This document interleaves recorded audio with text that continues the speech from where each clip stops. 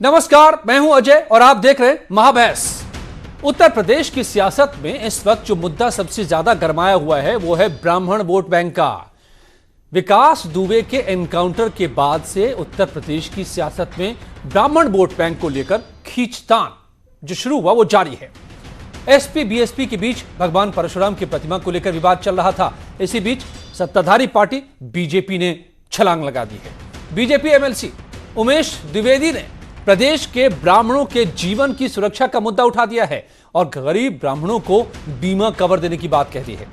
हालांकि इस पर सरकार या बीजेपी की तरफ से आधिकारिक तौर पर कुछ अभी तक नहीं कहा गया है, पर बीजेपी के कूदने से साफ हो जाता है कि ब्राह्मण वोट बैंक पर मची खींचतान एक वास्तविकता है। पर सवाल है कि क्यों सभी दलों के लिए ब्राह्मण इतने महत्वपूर्ण हो गए हैं? क्या अब तक ब्राह्मणों को हाशिए पर धकेलने वाली पार्टियों को अब उनकी चिंता वाकई सताने लगी है, या फिर दरअसल विपक्ष इस मुद्दे में बीजेपी को एंटी ब्राह्मण साबित करने का मौका देख रहा है? और सबसे बड़ा सवाल कि दरअसल क्या ब्राह्मण समाज पर विकास दुबे को आदर्श बनाकर थोपने की कोशिश हो रही है, थोपने की, और क्या यह इस समाज को मंजूर है? पूछूंगा मैं अपने मेहमानों से सवाल कि ब्राह्मणों पर यह बीमा का दांव क्या कहता है अब बीजेपी का, या फिर यह मची खींचतान के क्या मायने हैं। मगर पहले ये रिपोर्ट। यूपी के ब्राह्मणों पर बीमा का दांव।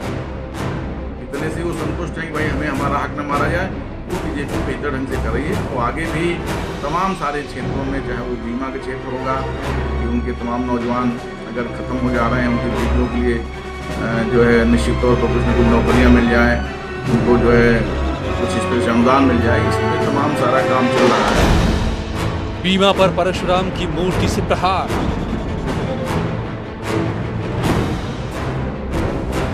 न करें।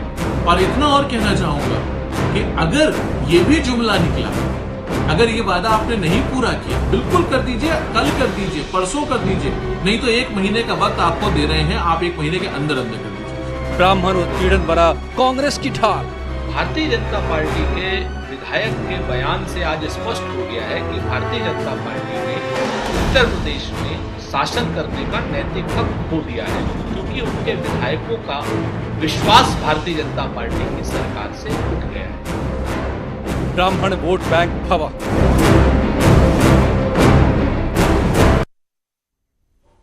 राजनीति की माया।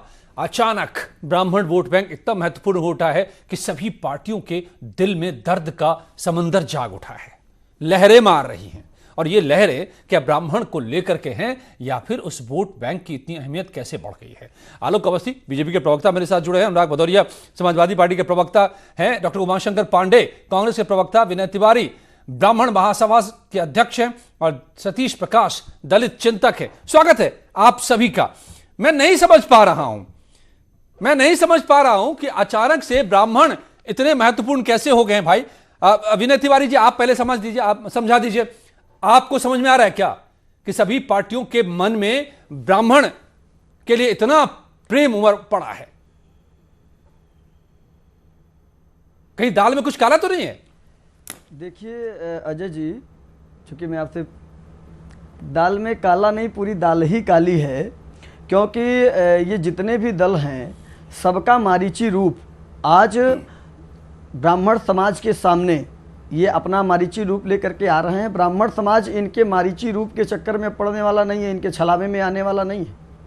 रही बात भारतीय जनता पार्टी की, तो अगर ये गरीब ब्राह्मणों की चिंता करते हैं, या इनको ये है कि ये ब्राह्मण समाज की मैं बात करता हूँ कि अगर ये ब्राह्मणों की बात करते हैं, अगर इनके एजेंडे में कहीं ब्राह्मण था या ब्राह्मण शब्द कहीं था, तो क्या 19 मार्च 2017 को जब भारतीय जनता पार्टी ने के मुख्यमंत्री पद के शपथ ग्रहण में योगी जी ने शपथ ग्रहण लिया, 28 अप्रैल को परशुराम जयंती थी, इन्होंने भगवान परशुराम की जयंती की छुट्टी क्यों रद्द कर दिया?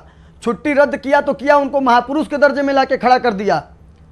क्या यही इनका ब्राह्मण प्रेम था?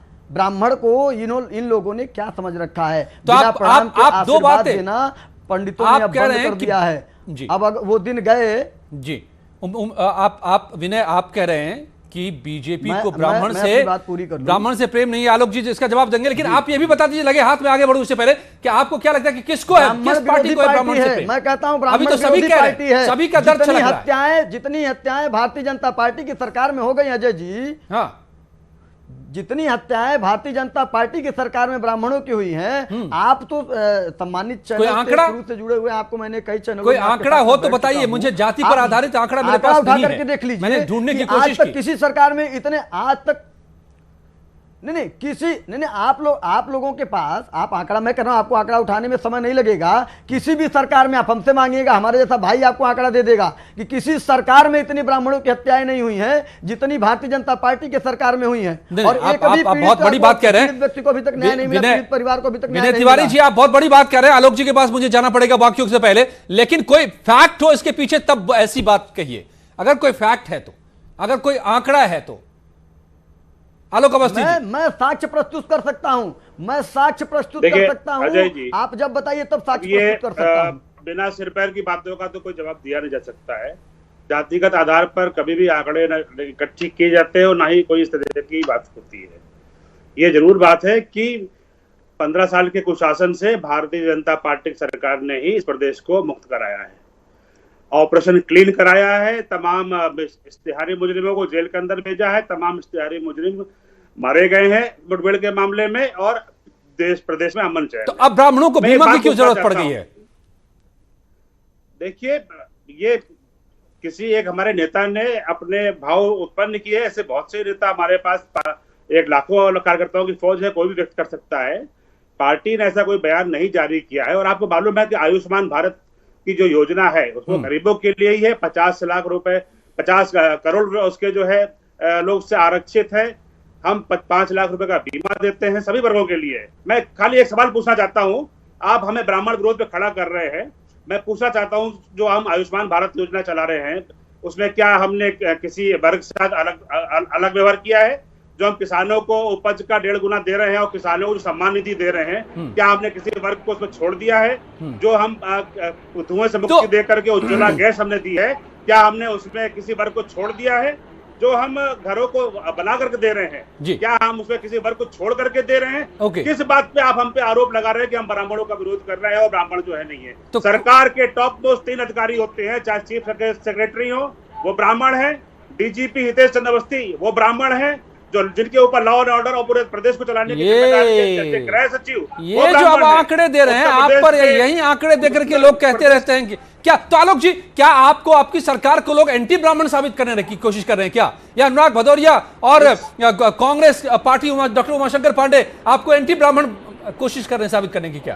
देखिए, भारतीय जनता पार्टी हमेशा सबका साथ सबका विकास की राजनीति में हमेशा गई है।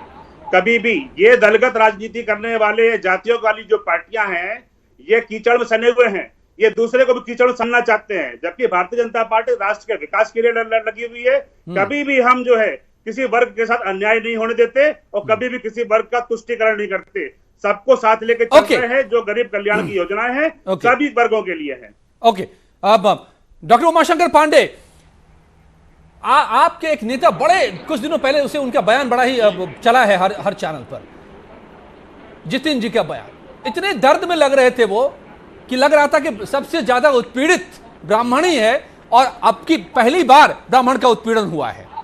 हालांकि यूपी की राजनीति को जो जानते हैं पिछले 25 सालों में, वो बहुत सारी बातों को जानते होंगे। तो अचानक ये इतना दर्द क्यों भर आया कांग्रेस को ब्राह्मण को लेकर के? क्या हो गया ब्राह्मणों को?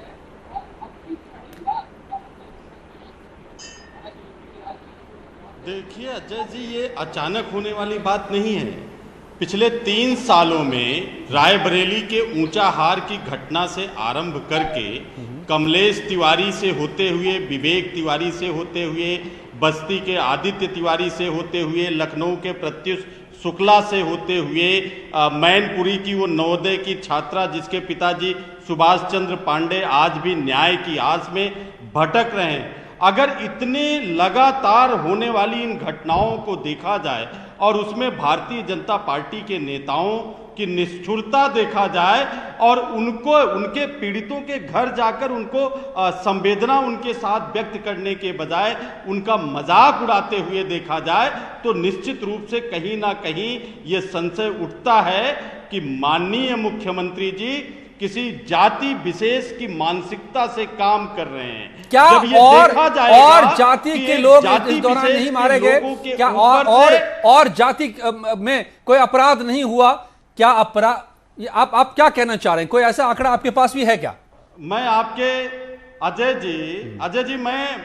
जी मेरी बात सुन लीजिए, आप मेरी बात पूरी हो जाए, आपके जवाब सब आ जाएंगे, लेकिन अभी मुझे पूरा होने दीजिए। Okay. जब एक जाति विशेष के लोगों के ऊपर से एफआईआर हटाए जाते हैं, स्वयं माननीय मुख्यमंत्री जी अपने ऊपर से एफआईआर हटा लेते हैं, ठाकुर चिन्मयानंद के ऊपर से एफआईआर हटा लेते हैं, और एक ऐसे बलात्कार का मुकदमा था चिन्मयानंद के ऊपर वापस हुआ है, बिल्कुल वापस हुआ है, मैं चुनौती दे रहा हूं। चिन्मयानंद के ऊपर से रेप का मुकदमा वापस लिया गया, तमाम लोगों के ऊपर से रेप के मुकदमे वापस लिए, तमाम लोगों के ऊपर से संगीन अपराध वापस लिए। अगर ये हो रहा है, अब देखिए डिस्टर्बेंस ना क्रिएट करिए, आप सुन लीजिए, आलोक जी सुन लीजिए, अगर इस तरीके की घटनाएं होंगी तो कैसे मुख्यमंत्री जो है पूरे प्रदेश का मुख्यमंत्री होगा? फिर तो वो एक जाति विशेष का मुख्यमंत्री हो जाएगा। और सिर्फ देखिए बड़े खुशनुमा होके आलोक अवस्थी जी गिना रहे हैं, जितेंद्र अवस्थी, आर.के. तिवारी, लेकिन क्या ये प्रदेश भूल गया कि एक महीने तक लगातार उत्तर प्रदेश डीजीपी विहीन रहा, सिर्फ इसलिए कि मुख्यमंत्री जी को अपने सजातीय डीजीपी को लाना था? इसका जवाब दीजिए। हटाइए गांधी परिवार, 4 महीने तक, राष्ट्रीय अध्यक्ष सुन लीजिए, 4 महीने तक, आलोक जी सुन लीजिए, 4 महीने तक आपने 4 महीने तक आपने अवस्थी जी को और तिवारी जी को परमानेंट नहीं किया, उनको कार्यवाहक ही रखा। ये सिर्फ आपने ब्राह्मण होने के नाते किया था। क्या बात जो कर रहे हैं? दोनों ब्राह्मण अधिकारी जिन पर क्या आप बात कर रहे हैं? ताल ठोक रहे हैं, 4 महीने तक आपने उनको कार्यकारी रखा। क्या बात कर रहे 4 हैं? महीने तक आपने कार्यकारी रखा। आलोक ओपी जी, सिंह को डीजीपी बनाने के लिए आपने पीएमओ की बात को नजरअंदाज किया। आप भूल गए ये सारी बातें। ओके, उमाशंकर जी, ये बात, अच्छा आप एक बात बता दीजिए, मैं आगे बढ़ूं इससे पहले। अनुराग जी इतनी देर से चुप है, मैं उनका शुक्रगुजार हूं कि इतनी देर तक उन्होंने अपना धैर्य रखा हुआ है। अब उनके पास जाने दीजिए, वरना वो हाँ, लेकिन एक बात बताते चलिए आप कि अगर आपको लगता है कि मौजूदा सत्ता ब्राह्मण को सता रहा है, तो ऐसा पहले भी हुआ कभी कि इन्हीं 3 साल में हुआ है, या उसके पहले के 5 साल में, या उसके पहले के 5 साल में, या उसके पहले कभी हुआ है, या पहली बार आपको ऐसा नजर आ रहा है? एक लाइन में डॉक्टर उमाशंकर पांडे।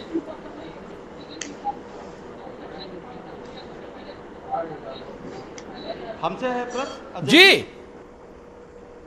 देखिए, ये सपा बसपा और भाजपा, देखिए हमने तो 1937 में पहला मुख्यमंत्री उत्तर प्रदेश को दिया था, तब जब देश आजाद भी नहीं हुआ था। गोविंद वल्लभ पंत जी 1937 में उत्तर प्रदेश, जो कि तब नॉर्थ प्रोविंस के नाम से जाना जाता था, आप बहुत इतना इतिहास का वक्त नहीं रहता है, और 1957 तक लगातार वो मुख्यमंत्री थे। इसके अलावा 6 बार लगातार ब्राह्मणों को उत्तर प्रदेश ने मुख्यमंत्री के रूप में प्रतिनिधित्व दिया, यानी कांग्रेस ने दिया, यानी कांग्रेस ने दिया, यानी बाकियों को आपने नहीं दिया मौका, जो है वो, यानी बाकियों को आपने मौका नहीं दिया। आप ये भी कह रहे हैं साथ में, याद रखिएगा। अरे हमने सबको दिया, आप क्यों भूल रहे हैं? बस जाएंगे फिर आप। विश्वनाथ प्रताप सिंह, अनुराग जी, प्रताप सिंह जी से लेके Anurag ji, okay, I will come back. मैंने जो पूछा था वो आपने नहीं बताया। सारी लिस्ट गिनाऊंगा मैं, मीरा कुमार जी से लेके बाबू जगजीवन राम जी तक जाऊंगा। ओके, मैं आता हूं आपके पास अनुराग जी के बाद। आलोक जी, मेरे पास तो सभी जातियों का प्रतिनिधित्व है, सबका प्रतिनिधित्व, लेकिन अब ये दर्द ब्राह्मणों के लिए कितना क्यों उठ रहा है? क्या इसके पीछे ऐसा हो गया है? क्या विकास दुबे इसकी वजह है? अनुराग भदौरिया जी, के मटके में ब्राह्मण नाम की पर्ची नहीं है। अनुराग भदौरिया, अनुराग जी भदौरिया जी, अरे भाई आप अनुराग भदौरिया, आप लोगों का तो एंटी, आप लोगों की पार्टी ही बनी थी एंटी फॉरवर्ड को लेकर। पार्टी की पैदाइश है, सारी राजनीति इसी पर आधारित है। आज अचानक इतना दर्द कैसे हो गया? और अगर बीजेपी बीमा कराए तो क्या दिक्कत है इसमें? मुझे पूरा विश्वास है अजय जी, आप भी मेरे बीच में नहीं बोलेंगे, ना बीजेपी के बीच में बोला, क्योंकि बीजेपी के पेट में दर्द होगा अभी जब मैं बोलूंगा तो वो भी नहीं बोलेंगे। मुझे टाइम लिमिट है अनुराग जी डिबेट में सबके लिए, 1 मिनट आपके पास है पूरा, 1 मिनट में आप अपना पक्ष रखें, फिर आगे।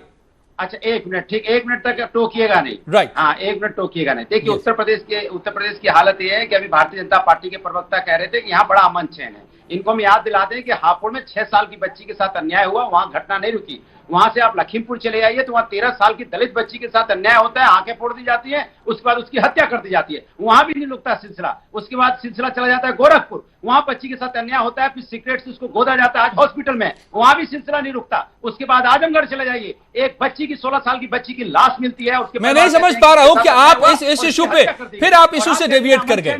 अब मैं आ रहा हूं, ये बड़े मुद्दे हैं, ये बड़ा सवाल बना हुआ है यूपी के सामने, आपकी सरकार हो या उसके पहले या उसके बाद, क्राइम एक बड़ा मुद्दा है। लेकिन इस वक्त आदत है, आप आदत से परेशान हैं। आप मुद्दे पर नहीं रुकते तो क्या करूं मैं? I will have to bring back. आपके साथ कुछ प्रॉब्लम है क्या? आप मैं बोल रहा हूं, आप बोलेंगे दोगे?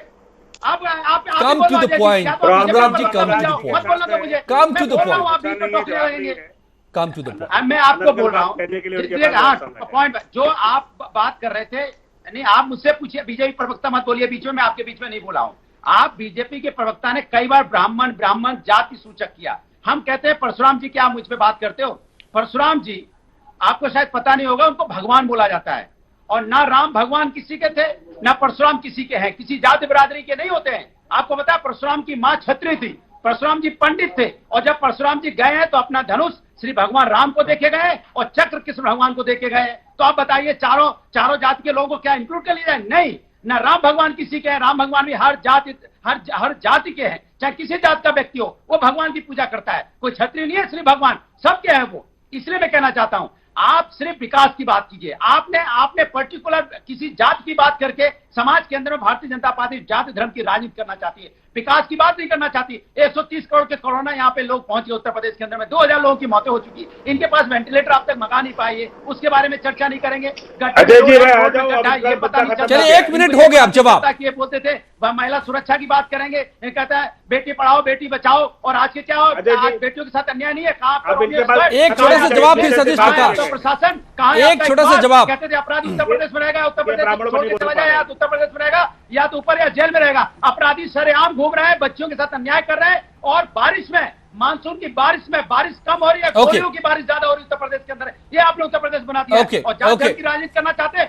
मैं डंके की चोट पे कहता हूं, परशुराम भगवान है, और भगवान किसी जाति धर्म के नहीं होते, भगवान सबके होते हैं। बताइए आप मेरी इस बात से सहमत हो गया? एक मिनट से ज्यादा हो गया अनुराग Bhadauria.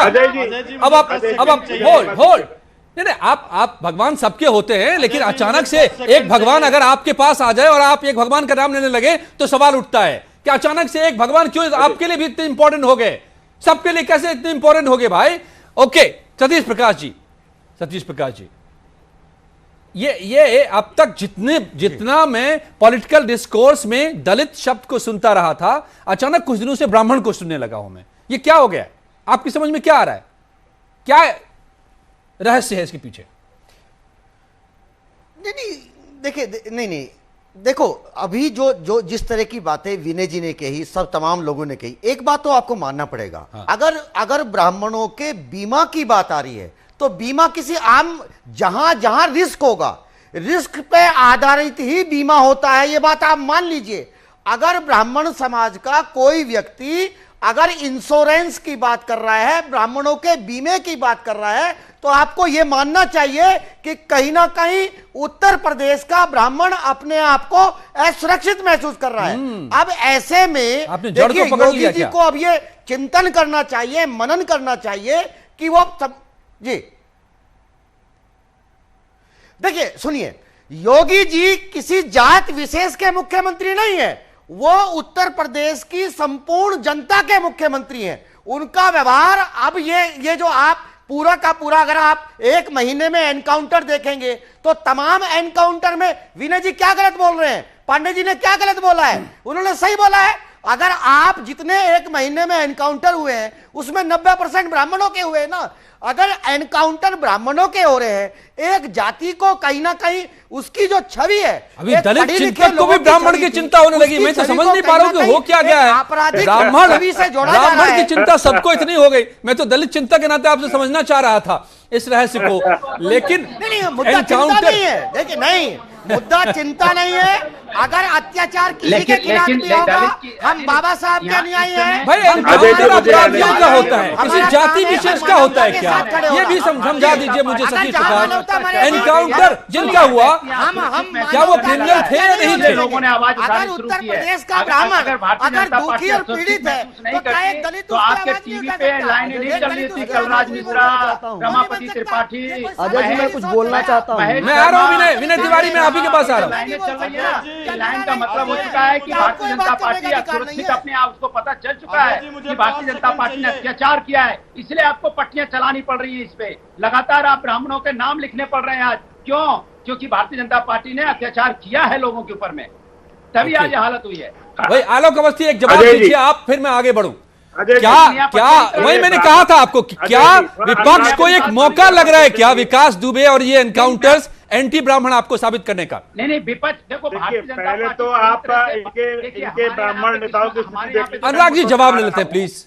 Let me see the answer, दिखा रहा हूं, let me see the reply. देखेंगे कि परशुराम की मूर्ति के साथ जी जूता पहन करके इनके विधायक और इनके नेता जूता पहन के खड़े हैं। ये आप देख लीजिए, जूता पहन के खड़े हैं ये परशुराम जी की मूर्ति के साथ। ये तो इन भगवान के अवतारों के प्रति इनकी श्रद्धा है।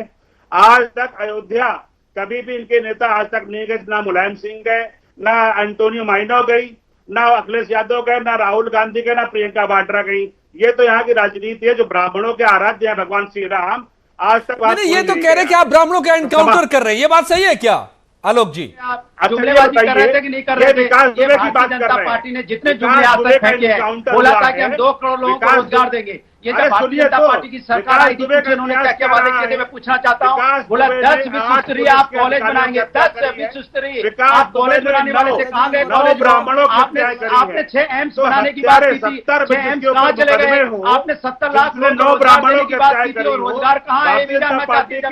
आपने कहा था रोडों से गड्ढे मुक्त हो जाएंगे। आप बताइए, रोड में गड्ढा ब्राह्मणों का आइकॉन कैसे हो सकता है? ना आपने समाजवादी पार्टी का कार्यकर्ता था, वो इनका आइकॉन हो सकता है। क्योंकि अपराधियों को ये आइकॉन एक एक करके अनुराग जी, हॉस्पिटल का नाम बता दें। मैं तो 5 हॉस्पिटल का नाम बता सकता हूँ। 3.5 साल की सरकार में अगर एक हॉस्पिटल परसों ही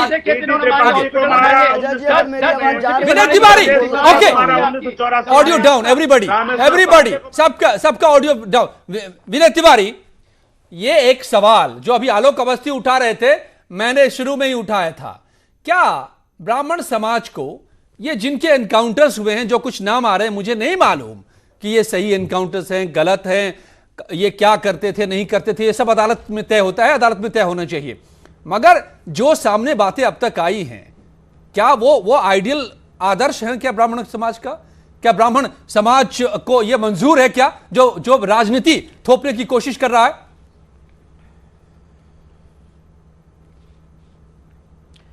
देखें अजय जी, ब्राह्मण कभी जातिवादी नहीं रहा। सबसे पहली चीज मैं ये बता दूं, ब्राह्मण समाज का वह सुलेशन रहा है जिसने हर वर्ग हर जाति को जोड़ करके लेके चलने का काम किया है। पहली चीज है। दूसरी चीज, आपने आइडियल की बात किया, तो मैं आपको बता दूं कि मैं किसी भी अपराधी की हत्या को उसको जाति से मैं नहीं जोड़ना चाहता, क्योंकि अपराधी की कोई जाति नहीं होती। लेकिन हम जाति से वहां जरूर जोड़ेंगे कि अगर किसी के साथ अन्याय होगा, चाहे वो अपराधी हो चाहे एक साधारण व्यक्ति हो, अगर किसी का घर गिराना गलत है बिना नोटिस के अवैध तरीके से, तो मैं गलत कहने के लिए तैयार हूं। किसी के 3 दिन पहले आई पत्नी को अगर जेल में डालना गलत है, और मैं यदि कहता हूं कि वो गलत है, अगर मुझे गलत साबित किया जाता है तो कोई दिक्कत नहीं है, मैं अपने समाज के साथ खड़ा हूं। दूसरी चीज, यहाँ पे हमारे अन्य सभी पार्टियों के लोग बैठे हैं। सबसे पहले मैं ये क्लियर कर दूं कि मैं किसी पार्टी का सदस्य नहीं हूं। सबसे अहम बात अजय जी, मैं सारे पार्टियों के नेताओं से पूछना चाहता हूं, चूंकि इसमें हमारे भाई अवस्थी जी भी बैठे हैं, पांडे जी बैठे हैं, भदौरिया जी बैठे हैं, सब लोग बैठे हैं।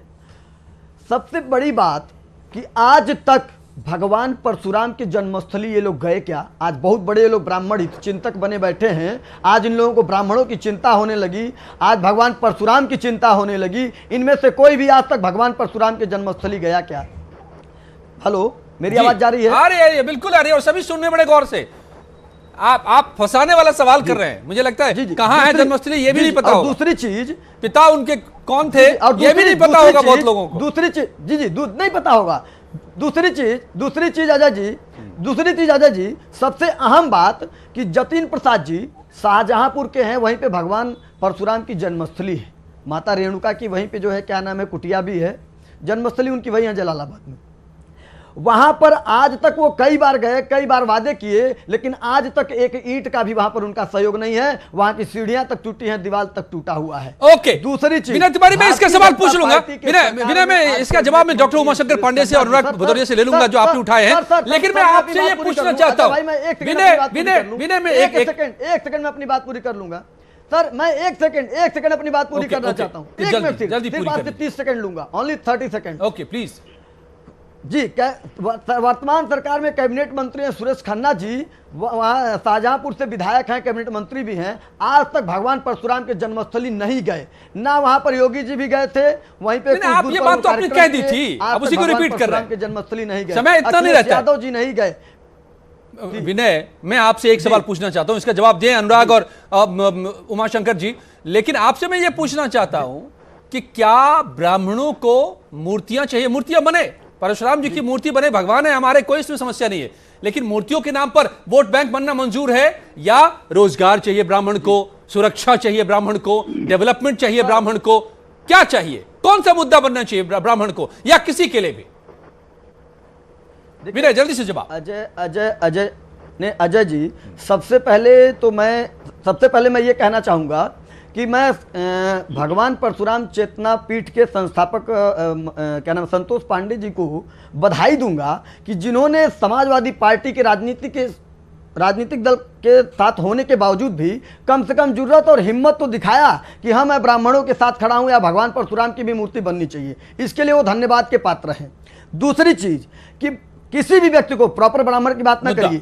मैं सबको कहता हूं कि उत्तर प्रदेश में या देश में कोई भी है, मूर्ति या विकास, चिकित्सा, शिक्षा और स्वास्थ्य की जरूरत है। मंदिर और मस्जिद इससे कोई लेना देना नहीं है। तो फिर सभी तो यही कह रहे हैं, सभी तो इसी पर। अगर मैं भगवान परशुराम के जन्मस्थली का निर्माण करा रहा हूं, एक लाइन में सबसे मैं लेता हूं रैपिड फायर में कि वाकई ब्राह्मणों की चिंता है या वोट बैंक की चिंता पैदा हो गई है? क्योंकि अगर ब्राह्मणों की चिंता होती तो कई सवाल उठा दिए विनय ने। देखिए, प्रदेश के सभी जाति और धर्म के लोगों नहीं, वो सारे सवालों के जवाब है, सारे सवालों का जवाब है। जमदग्नि जी से लेके रेणुका जी तक, इंदौर के मुंडकी गांव से लेके वो पानी के वो झील तक, झरने तक, वो खुद मैं जाके देख चुका हूँ। रेणुका जी में हिमाचल प्रदेश में बात उसकी नहीं है, मैं उसकी बात नहीं कर रहा हूँ जो मैं कह रहा हूँ। मैं खुद उस झील में जा चुका हूँ, मैं खुद उस झील में जा चुका हूँ, मैं खुद रेणुका जी में उस झील में जा चुका हूँ जहां पर वो लेटने की स्थिति में रेणुका जी है, यानी कि परशुराम जी की मां। इंदौर में मैं परशुराम जी के मुंडी गांव में भी जा चुका हूं। गए तो अनुराग जी ने क्या कर दिया? उनकी भी सरकार तो थी अभी 5 साल तक। बात उसकी नहीं है जो आप सवाल उठा रहे हैं। अनुराग जी आप ही बता दीजिए, अगर कुछ कर दिया हो तो हम मूर्ति बनाएंगे 108 फीट। मेरी बात सुनिए। अच्छा देखिए समाजवादी लोग हमेशा विकास की राजनीति करते आए। हम भारतीय जनता पार्टी की तरह जाति धर्म की राजनीति करते हैं। आप भी तो मूर्ति बनाने की बात कह रहे हैं महाराज। आप ही ने कहा कि सबसे बड़ी मूर्ति बनाएंगे परशुराम जी की। लेकिन ये कौन सी राजनीति है? अगर हमारे कार्यकर्ता पार्टी के कार्यकर्ता हमारे भगवान परशुराम का मजाक बना करके रख दिया आप लोगों ने। सहमति से, राष्ट्रीय की सहमति से परशुराम जी की मूर्ति लगाना चाह रहे हैं तो बेशक लगनी भी चाहिए, क्योंकि भगवान की बात है। सतीश जी के पास भी एक बार मुझे जाना चाहिए, क्या समय बिल्कुल खत्म हो चुका है? सतीश जी, अभी भी मैं आपसे वही सवाल दोहराता हूं कि क्या राजनीतिक दलों को सिर्फ वोट बैंक की दरकार है या वाकई चिंता पैदा हो रही है ब्राह्मणों के लिए? Quick reply sir.